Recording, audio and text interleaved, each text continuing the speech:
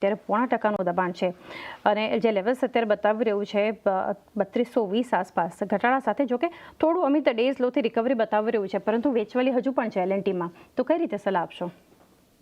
જે સપોર્ટ બનતા આપણને એનાથી જોવા મળે છે ટ્રેન્ડ લાઇનનો એ 3210 છે. 3210 સ્ટોપ લોસ હું કહીશ કે હોલ્ડ રાખી રાખો. 3210 લેવલ અગર ઇન્ટરડે ફ્રન્ટ પર બ્રેક થાય છે તો મને લાગે છે ત્યાંથી 40-50 પોઈન્ટનો ઘટાડો આપણને જોવા મળી શકે છે. બટ એવું કે મેજર આપણને ડાઉનફોલ આ કાઉન્ટરમાં એવું કે જોવા નથી મળી રહ્યું મેજરલી, કેમ કે ડાઉનસાઇડમાં જે હિસાબથી આપણે જોઈએ તો 3180 3160 વચ્ચે એક સારો બેઝ સપોર્ટ આ કાઉન્ટરનો બનેલો છે વીકલી ચાર્ટના હિસાબથી.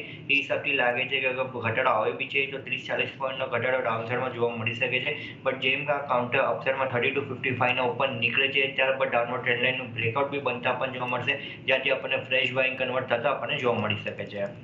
ઓકે, તો એક વ્યૂ જોઈ રહ્યા છે આપણને એલએનટી માટે, ખાસ કરીને આપણે જોઈ રહ્યા છે. ભારતીય એરટેલ પર એક વ્યૂ લઈએ ચાર્ટ પર, કારણ કે અત્યારે 4.5% આસપાસની જબરદસ્ત ખરીદારી અમિત આ સ્ટોકમાં થઈ રહી છે. 1650 ડેઝ હાઈ બનાવ્યા છે અને અત્યારે આપણે જોઈ રહ્યા છે 1.25% મજબૂતી છે, પરંતુ હું એકાદ સપ્તાહના પોઝિટિવ રિટર્ન્સ જોઈ રહી હતી 5%ના છે. કઈ રીતે વ્યૂ આપશો એરટેલ પર?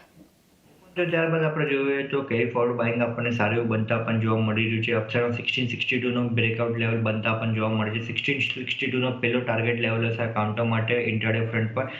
એના ઉપર જેમ નીકળી જાય છે 62ના ઉપર નીકળે છે તો મને લાગે છે 85 થી 90 માટે આ કાઉન્ટર તૈયારી કરી લેશે. સો લોંગની પોઝિશન ડેફિનેટલી ક્રિએટ કરવી જોઈએ. જે હિસાબથી આપણે જોઈએ મોમેન્ટમના હિસાબથી મને લાગે છે પોઝિશન સ્ટ્રોંગ છે. 1630 એક સપોર્ટ બનતા આપણને ડાઉનસાઇડમાં જોવા મળી રહ્યો છે. ઓકે, 1685-90 સુધીના લેવલ્સ જતા દેખાઈ શકે છે ભારતીય એરટેલ માટે. નવીન ફ્લોરિનમાં અત્યારે એક ખરીદારી જોઈ રહ્યા છે. અમિત, વ્યૂ લઈએ, કારણ કે જે એક્સપોર્ટ ડેટા છે એ એક્સપેક્ટેશન્સ કરતાં સારા આપણને બનતા દેખાડી રહ્યા છે. તો એક ગેઇનિંગ કાઉન્ટર્સમાં પણ આપણે જોઈ રહ્યા છીએ અત્યારે નવીન ફ્લોરિનનો જે સ્ટોક છે અત્યારે. તો કઈ રીતે વ્યૂ આપશો અહીંયા?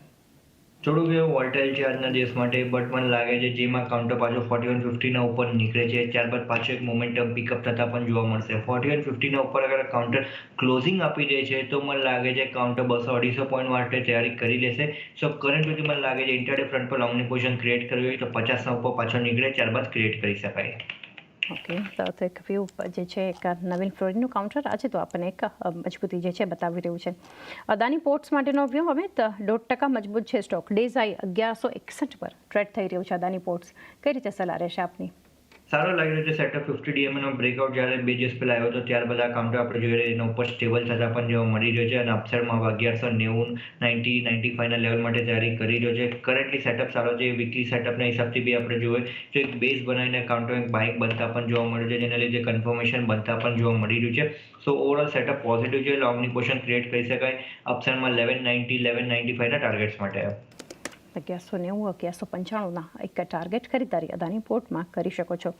નેસ્લે ઇન્ડિયા માટે એક વ્યૂ અમિત, 1% મજબૂત છે આ સ્ટોક અને અહીંયા પણ અત્યારે 1260ના ડેઝ હાઈ બન્યા છે નેસ્લે ઇન્ડિયા. અને અહીંયા પણ તમે એક સપ્તાહમાં જુઓ તો 6%ના એક પોઝિટિવ રિટર્ન્સ આપ્યા છે નેસ્લે. તમે કઈ રીતે સલાહ આપશો?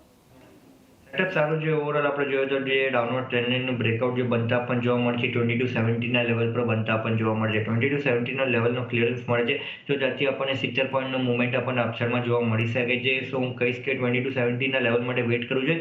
એ જેમ બ્રેક કરશે ત્યારબાદ 2340-50ના ટાર્ગેટ માટે લોંગની પોઝિશન ક્રિએટ કરવી જોઈએ.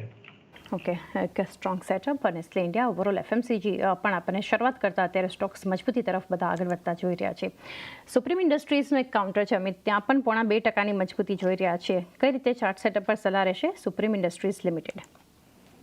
ઇન્ડસ્ટ્રી આપણે જોઈએ તો અપસાઇડમાં હું કહીશ કે બ્રેકઆઉટ માટે વેઇટ કરવું જોઈએ. છેલ્લા 3-4 દિવસે આપણે જોઈ રહ્યા છે કાઉન્ટર 3470-75ના વચ્ચે આવે છે ત્યારબાદ પાછી એક બ્રેક લાગતા પણ જોવા મળે છે.